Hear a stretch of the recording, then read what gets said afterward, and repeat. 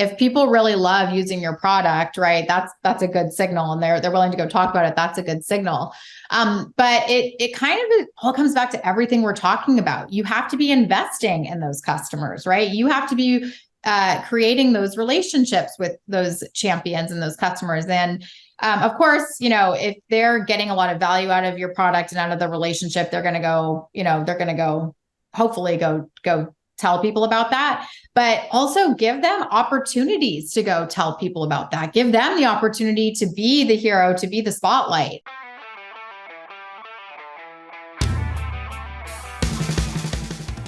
Welcome to the B2B Digital Marketer Podcast, a podcast helping you to end your struggle with digital marketing, helping you to pave a new and better path to target and capture your ideal customer. Each week, we teach you how insiders and experts debunk the dreary and become engines of innovation. Now, here's your host, Jim Rembach.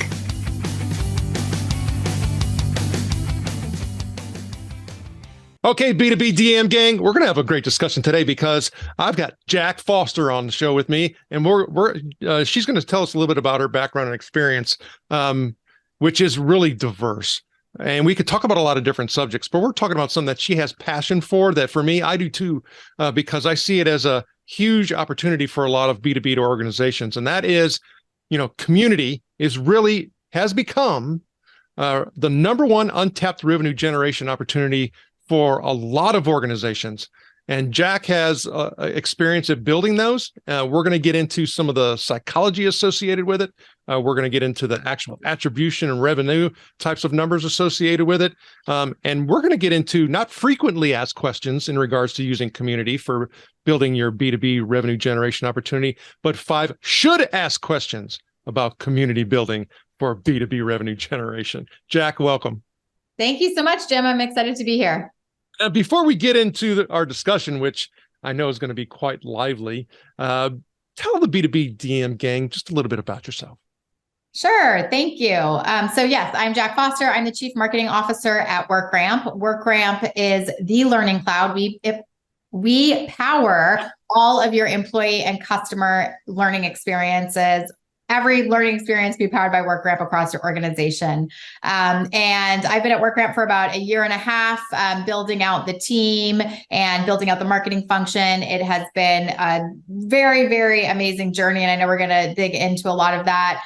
But I come from over 15 years of tech experience, marketing and tech, everything from public companies like CA Technologies, did a couple stints in demand gen and marketing operations between Lever and SurveyMonkey, and now here I am at Workramp. So definitely have had a fun career, and I'm sure we'll talk about some of that as well as we go through this episode.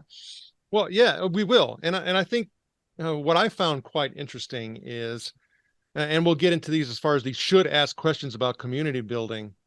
One of the questions I think you already answer for yourself, because it seems to be like just part of your value system and part of your operating system, is that companies really should ask, in regards to, really getting insights about their customer is, am I inquisitive? And you talk about an inquisition and imperative. And before you talk about that from a customer perspective, I think it's important for you to share a little bit about, you had that background and you came to Workramp, but you spent some time doing what in regards to that inquisition imperative? Yeah, I love that. The inquisition imperative.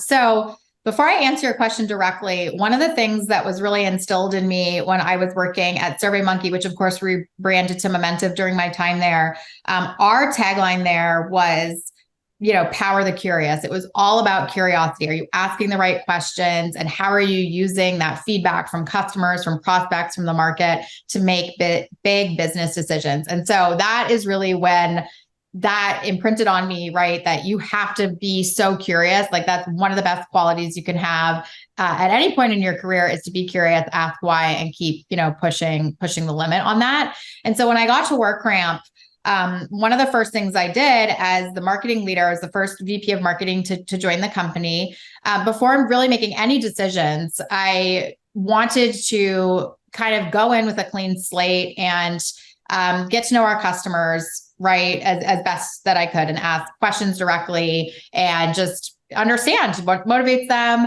Why did they purchase Workramp? What is their thoughts on the LMS learning management system market in general? What are their priorities? What are their goals?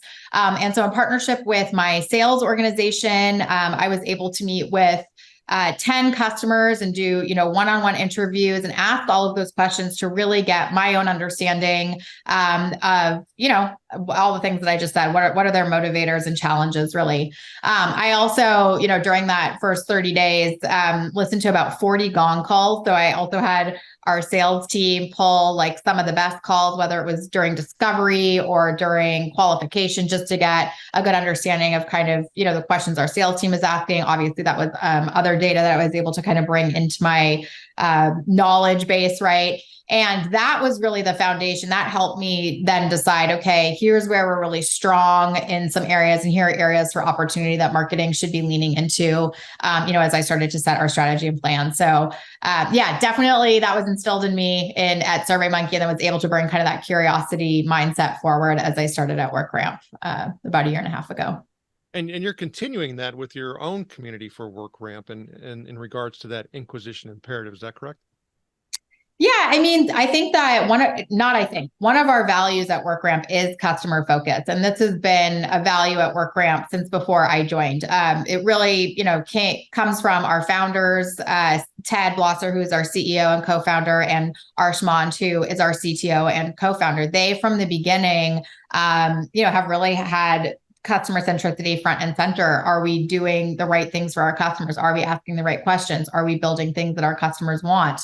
And so that has been kind of in the DNA of Workramp from the beginning. And as we continue to evolve our strategy, our programming, our plans, of course, customer inputs are a huge part of how we make decisions, right? A good way that this has really come to life, and a good example of this, one of the first, hires that I had on my team was a customer marketing manager, someone who's actually dedicated to customer marketing, and not just marketing to customers, right? But understanding our customers, having programming that allows them to give us feedback.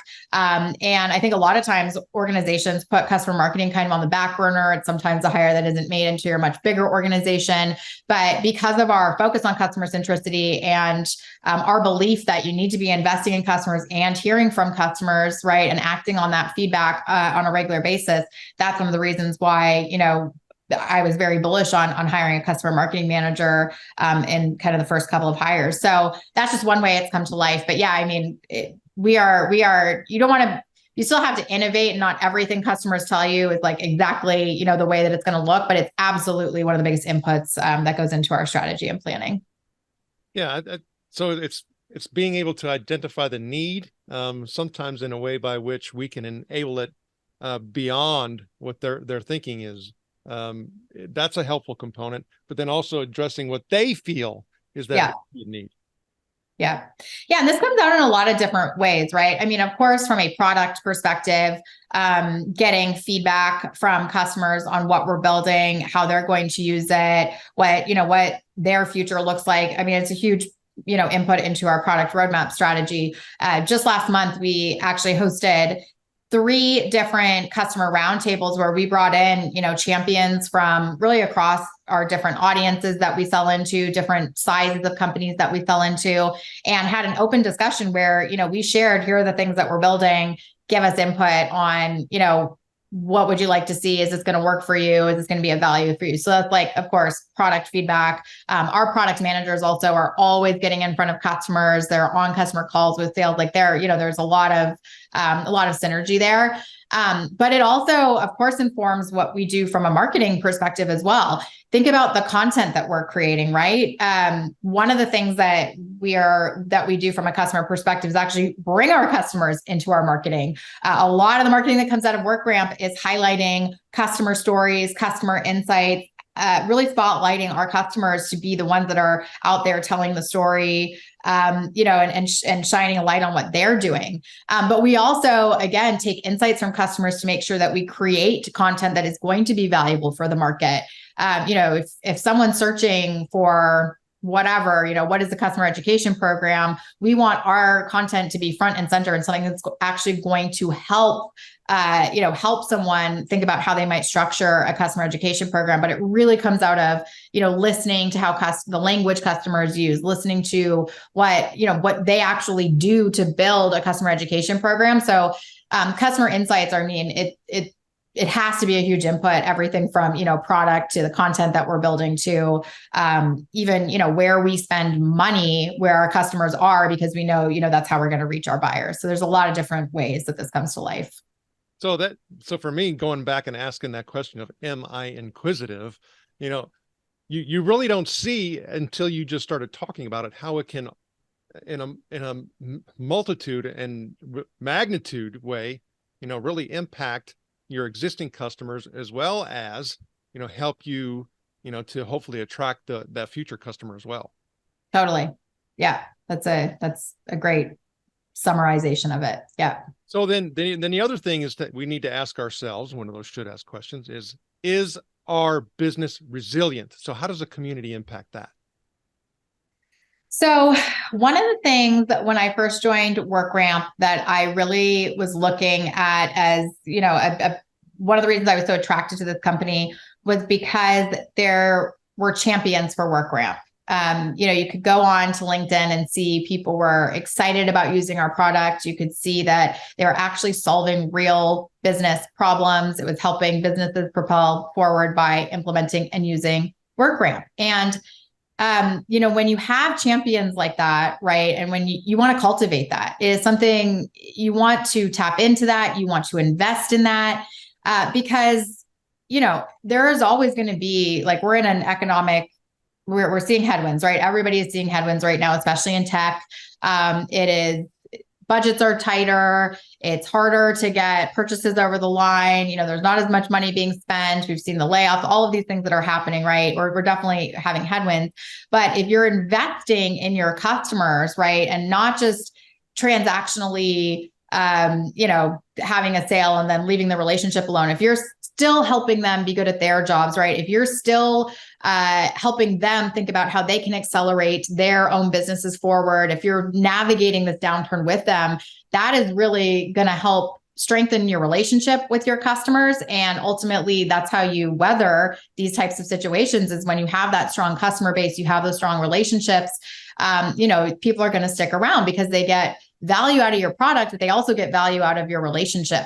And so, I know in prepping for this, you were kind of talking like community can mean a lot of different things. And yes, we have programs and specific, community driven type of programming or events or things that we can talk about. But really what it comes down to is, are you strengthening your relationship with your customers? And that's how, if you have these strong customer relationships, you're going to be a more resilient business. You're going to make it through, some of these harder times that everyone is up against right now. Well, and it may be helpful too to kind of differentiate, because some people may be looking at this from a customer success lens. Some may be looking at it from a customer service lens. How do you kind of delineate and maybe look at the different elements associated with community? Yeah. So I think you're actually hitting the nail on the head. I think everyone is responsible for community. It's almost like every touch point they have with your business is part of how you're building, cultivating community, right? And everyone is responsible for strengthening those relationships overall. So when I'm thinking about like building community from a marketing perspective, more specifically, we are looking at what are all the touch points and what are the ways, again, that we are actually helping our customers be better at their jobs and, their businesses be successful. This comes out in a couple of more tactical ways. One thing that Workramp, this was before my time, Workramp has invested in these customer relationships, again, from kind of the inception of the company. We have a Slack group. It's a VIP community. Every single customer that is onboarded, that purchases Workramp and onboards with us is invited into our VIP Slack community. And this is, not only a really great way for us to keep in touch, right? They can ask questions, they can get in touch with our team very easily, but it's a communication channel. They get to hear about all the wonderful things that we're doing. If we have a webinar, if we have a new content piece, They get to hear from our CEO. There's a direct line, right, to our executive team because we're in there having conversations. They get to connect with peers and, there was actually, it was so cool. We saw that a subset of our customers, they were having conversations in the Slack, and then they decided to go and create their own roundtable Zoom meeting where they could connect and meet. So it's like really facilitating kind of people connecting. That's one way, right, that we invest in community. From more marketing programming perspective, we really believe that events are a great way to bring, community together because again, it facilitates a lot of information coming out of events and people getting inspired and taking practical tips, right? They can go implement at their own companies. It brings people together. So you get that connection. Are people engaging and meeting each other? So one of our kind of big initiatives around building community over the last year has been creating what we call Workramp Learn. It's a big event that we're now putting on twice a year where we do just that. We bring customers in to tell their story. We bring thought leaders in to tell their story. We invite people. There's, lots of fun stuff that happens throughout that day. But then beyond that, we take all of that content and, put it into multiple forums, videos, blogs, so that people just have access to this wealth of information that comes out of these events. And to me, that is building community, right? People are then thinking, I want to come to this Workramp event, or I know Workramp has really has answers to the questions that I have. And it's not all about just using our product. It's like, how am I as a revenue enablement leader? What can I do to get better at my job? Oh, Workramp's going to have ideas for me, right? Or me as an HR and people leader, what are other people in the space thinking about? Oh, I know Workramp's going to facilitate that type of conversation for me. And so that's what we're doing to really invest and build community, investing in events, investing in content, investing in, again, finding the ways that we can connect our customers and prospects together and to us. So, to me, when you started talking about all this, one of the things that's important, especially for a SaaS company, is, the reoccurring revenue component, right? Yeah. And in software world, we talk about stickiness and stuff. So, if we start thinking about revenue enablement, we start thinking about, learning as the growth engine and community, it's important for people to ask, are we sticky? Do we enable stickiness? Because a community takes it to the next level. You hit a lot of different ways that it actually can do that. What's something else that stands out in regards to helping your organization to continue that LTV, that, lifetime value? Yeah.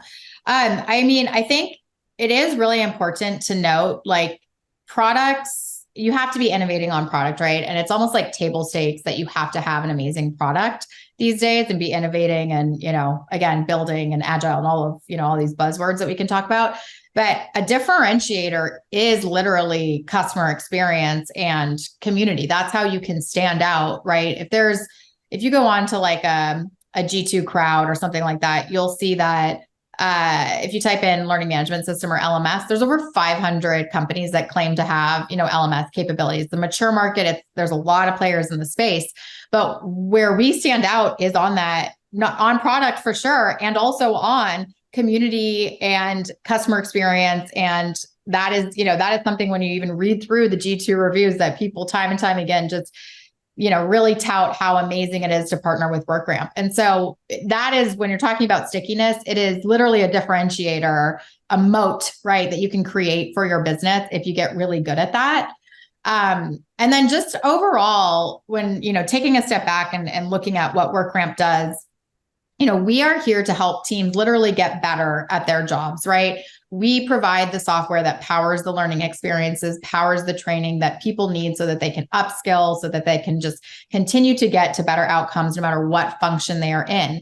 And so, we are a horizontal platform. So we sell into lots of different parts of the organization. Every team, if you think about it, needs training, right? If you're an HR leader, you're thinking about how do you onboard all of your employees. You're thinking about how do you continue develop all of your employees. You're thinking about, staying compliant and secure. But you also, you're thinking about, oh my gosh, all these teams need different trainings. How are we going to, facilitate that? If you're a revenue leader, a marketing leader like me, you're thinking about, oh my gosh, there's so much changing in the world of marketing as an example. How do you keep your team up to speed, right, on all of the things that they need to know? You need to have a plan around talent development, around learning. And so just even from a product perspective, you have to have a sticky product. And I think we really do, because learning is just so critical to every part of the organization, and every team needs training, right? And then we also have, of course, our external component. Your customers need training. If you want them using your products, right, and using them well, you want to improve product adoption, you want to strengthen relationships, right? You can do that through really good customer education. And so there's kind of both components to it, is what I'm getting at. To be sticky, you have to have the product, right? Which I just shared, how I think about that at Workramp. But I also think community creates that differentiation for us, right, in terms of why people choose to partner with Workramp. But wait a minute, I thought the standard operating practice was that when we have problems in regards to staffing, and when the economy takes a little bit of downturn, the first thing that gets cut is training. I mean, maybe back in the day that was the way that it goes, but I think more than ever companies are, seeing that you need to invest in ongoing training and development in order to be successful. That's why you've seen the explosion of the revenue enablement function, because teams started to realize that as they brought on revenue enablement, their teams were selling, they got better at selling, basically. And it's oh, wait, we could be more successful if we're actually investing in, structured training and development for our sales reps. Even look at, I know that it's a little bit of a different market, but when the Great Resignation and all these people were jumping around, they were looking for a place where they could grow, where they were going to get their careers developed. And I still think, all employees want to be working somewhere where they feel like they're getting opportunities to grow their careers, not just in practical work, but what are you doing to help, to help people get to the next level? And I think companies really recognize that you need to be investing in these things in order to be successful, or people are, top talent's going to go other places. So most definitely. Okay. So another question that all right. asking is, do our customers market us?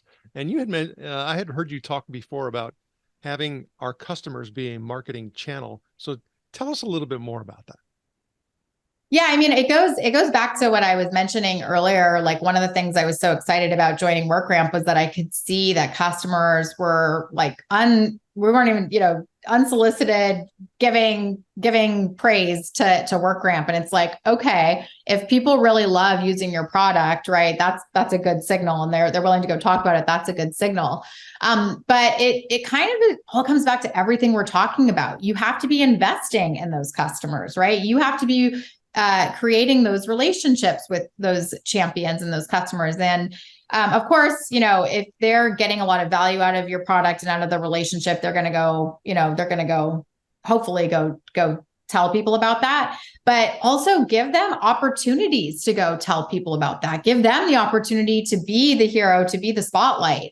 And so it's really about investing in the champions, but we do a lot of marketing programming that allows our champions to go tell the story, to be the thought leader. And that's kind of how you almost look at it as a channel. So again, going back to that event I was talking about, Workramp Learn, I think not 100% of our speakers, but probably about 80% of our speakers, 90% of our speakers are all from customer accounts, right? And it's not even that they're talking about Workramp necessarily. Of course, during those sessions, they plug us if they can, but it is actually more about just giving them the pedestal, giving them the platform to go out and talk about what their business is doing and all the innovative things that they're doing.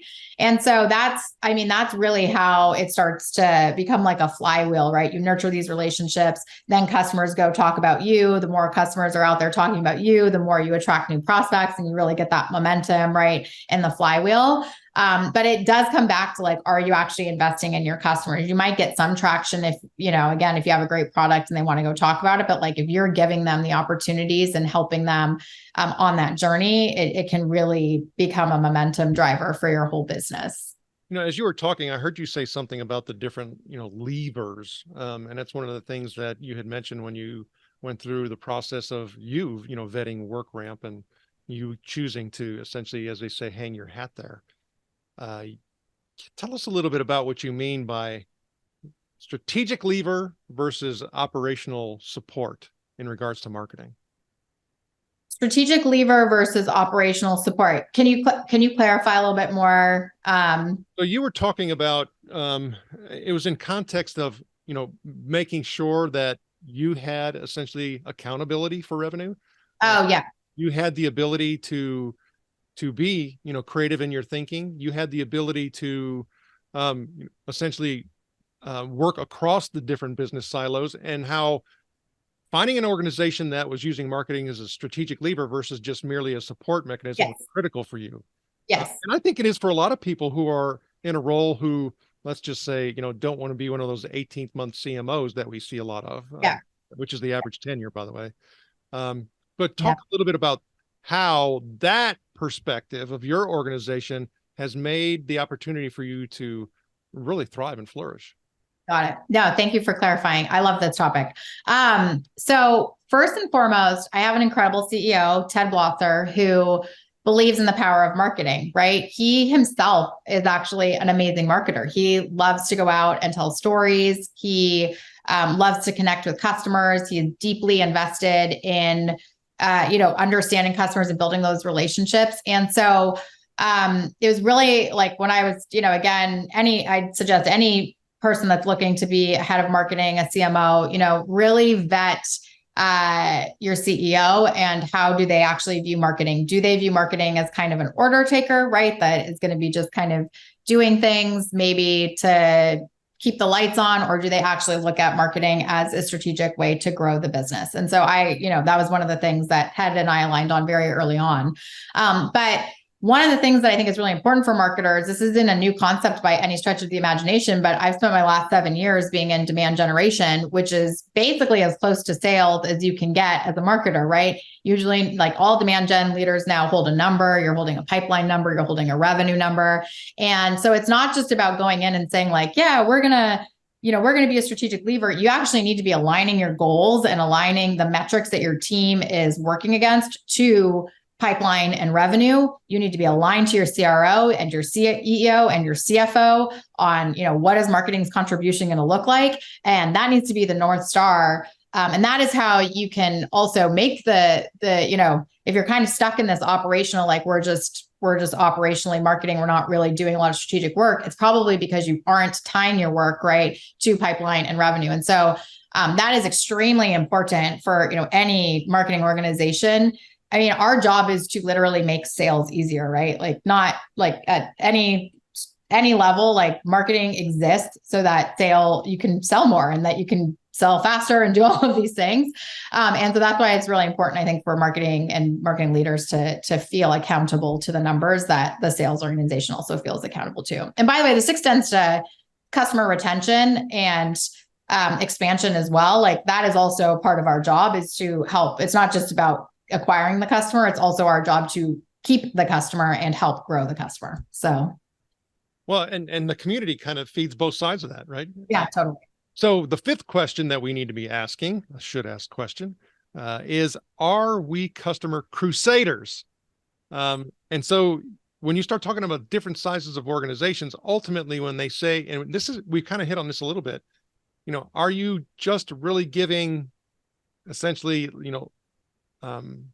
the common response and the common activities in regards to customer centricity, or do you take it even further and be able to leverage these insights that you're capturing within that community, to drive the business? You've already talked about this a little bit, but I think this puts a nice wrap around it. Yeah. I mean, at the end of the day, if you're collecting all this feedback from customers and you're not really synthesizing it, or you're not doing anything with it, then yes, you could technically say you're customer centric because you're collecting data, right? But if you're really not doing anything with it, then are you really customer centric? So I'm going to give you a really good example of something that I'm very passionate about on our marketing team.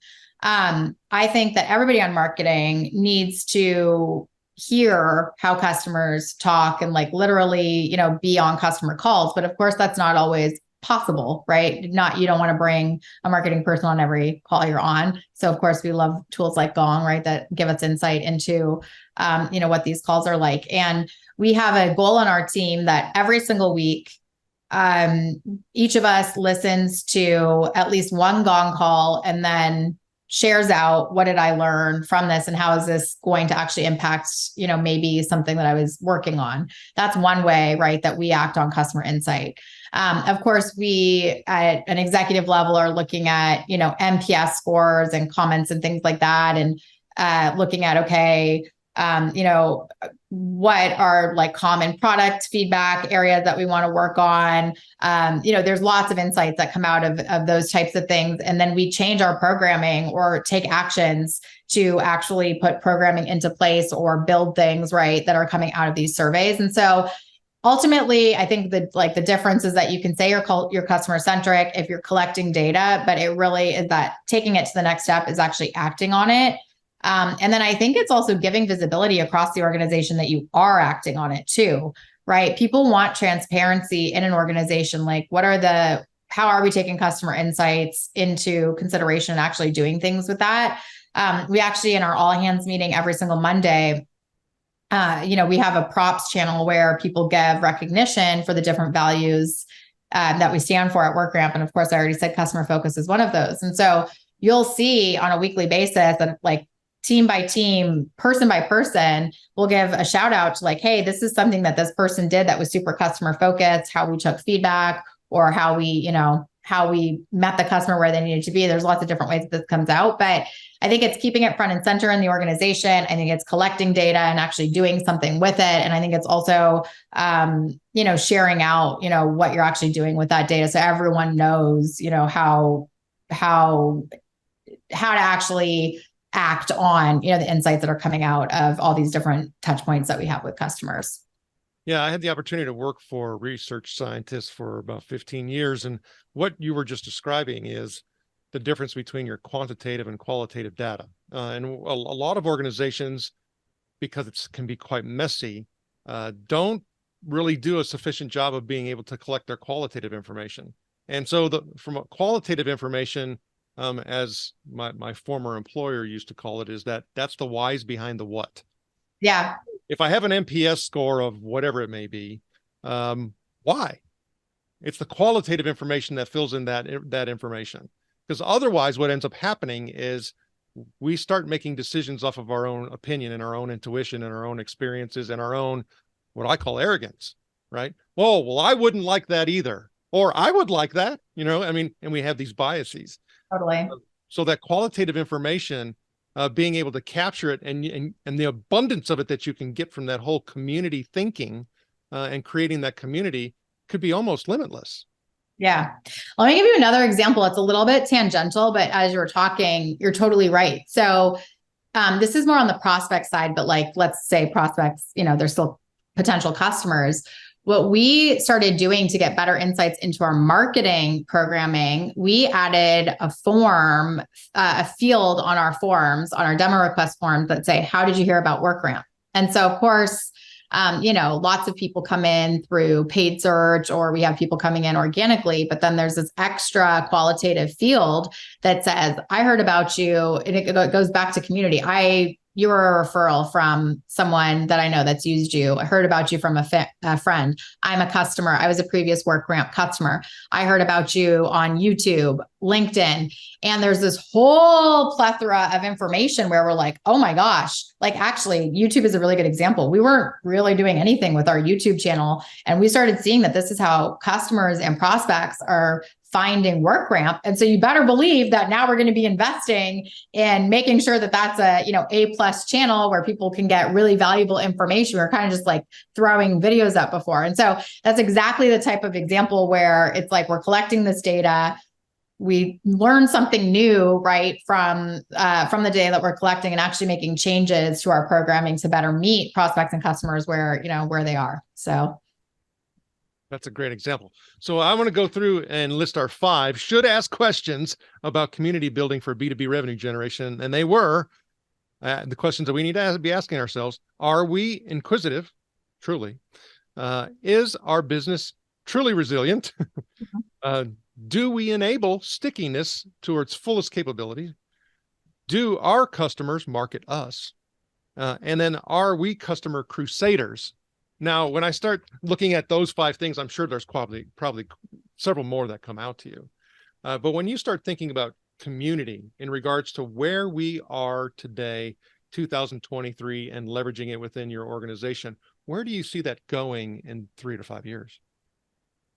I think this is going to be, it already is one of the top, topics and strategies I think that go-to-market teams are thinking about. I think it's going to continue to be maybe the top thing that companies invest in is how, like, what does community mean and how are you building and facilitating that? I think it's going to become even bigger as we go through, the next couple of years, because I think people can see the power of community, and it's not, not even just like look at LinkedIn, right? Like that is a space that has totally evolved. It's a community because it's totally evolved. And now there's so much information. That's like where I go to get a lot of my insights about like, what is a modern marketer doing? What are other companies doing? Because there's just so much sharing that happens on there. And it's just the power of community there is like so front and center. I think it's just going to continue. People will continue to invest in, again, how do you connect your customers to other customers? How do you build a relationship with customers? How do you not only just give them a product that works, but actually invest in them being better at their jobs and helping their business? You do that through all of these community activities. So I think it's going to be even bigger in 5 years. I bet you every company is going to have a community strategy of some sort in the coming years here. So the other thing that people talk a lot about is because we don't have unlimited resources, right? Yeah. Make choices and decisions. So I think one of the things that is essentially being tossed up in the air, much like communities are right now, is people talk about influencer marketing. So if you think about community versus influencer marketing, how do you see the two? So influencer marketing, I think the way that these two things come together, there's kind of a shift that I think is happening right now, or maybe it's already happened, honestly, where yes, people want to connect with your brand, but actually people want to connect with the people behind your brand, right? People probably want to follow Workramp, and we put out great stuff on LinkedIn as an example on our Workramp channel, but our CEO has twice as many followers as our as our corporate LinkedIn, because people want to follow Ted and they want to hear from Ted. And so I think it's almost you like building community. You're going to be better at it, and you will accelerate it if you have actual people that people can connect to. That's how I think that kind of shift has happened. And again, you still have to have an amazing website. You still, should be putting out stuff, I think, on LinkedIn from your corporate account, but it's going to be, who are the people that people can connect to your brand, and that will help, I think, just accelerate, how you build community. So hopefully I answered your question accurately, but I really believe it's the people behind it. Yeah. There was no right and wrong. It was. Or maybe I hope I answered your question in general, but that's kind of how I think about it. Yeah. I think that's fantastic, because I mean, your perspective, adds value to the conversation, because people are going through and trying to make a decision. I can't put every single ball in the air and juggle. Heck, I can't juggle 3. So you start having to make decisions, and those decisions are tough. Everybody has constraints, and if we had unlimited resources, quite frankly, it would be a boring world. Yeah, it really would. Yeah. So I'll tell you, Jack Foster, this is an amazing conversation. How does the B2B DM gang get in touch with you? Oh my gosh. Well, I've talked a lot about LinkedIn. Please connect with me on LinkedIn. Jack Foster, again, CMO at Workramp. And yeah, follow us follow our LinkedIn, follow our CEO if you want to hear more about what we're doing. And yeah, I'd love to connect. It's fun to keep the conversation going. Jack Foster, thank you for sharing your knowledge and wisdom, and we wish you the best. Thank you. Thanks, Jim.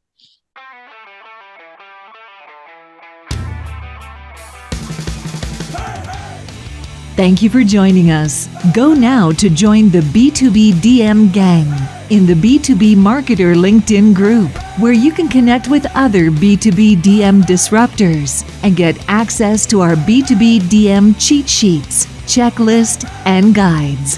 While you're at it, if you found value in this show, please help by going to iTunes to rate, review, and subscribe.